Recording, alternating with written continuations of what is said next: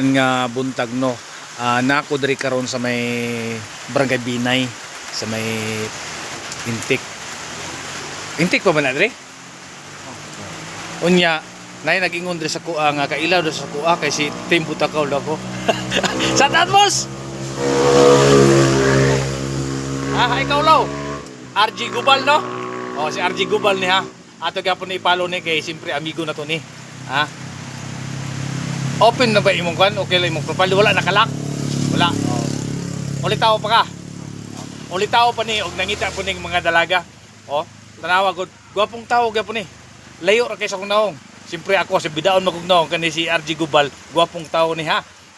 Taga asa man ka dong? Bagumbayan? Ha, basta taga Bagumbayan gwapong tao gina siya.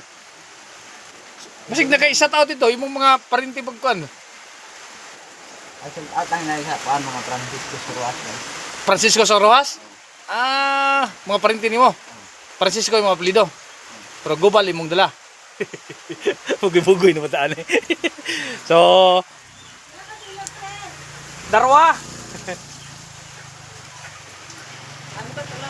Abo, tatlo ged. Kay nagbakal tas ang manok diri yo. Ano kani nga si Des diri, ma'am? Binay, Prok 3 ano nang inyong kandre? Tindahan. sa Sitobal Store. Sitobal Store ha. Kung nanginanglan mo, nangita mo mga manok para ihawon, ato lang mo diri sa may Binay. Apel pabo, sir. Oh, napoy pabo. Ay pabo dito oh. Dagan sila pabo. Napoy gansa diha. Og napoy dinosaur og kanang gabi ilang mo palit. Bitaw. Nangita mo mga pato gapon dam no. Nay pato po, sir. Oh, nay pato, manok, pabo. Daghan di oh. Tanaw lang kun. Oh.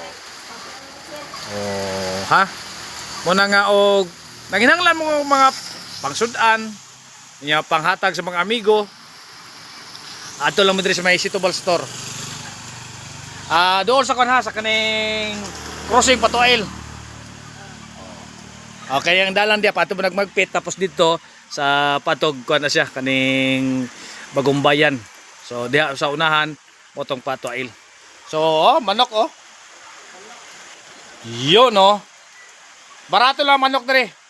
Nya mga kon pagyod kanang maababihon og makangyo ka. Mababihon og kaning buutan ang nagabalaya kon diri. Nya nindot pa jud ilang manok kay nindot pa sa naga-istorya karon ha. So ato lang mo diri, ay lang mo kaulaw. No? Sitobal Store diri sa may Binay. Porok 3 dam? Prok 3 ha.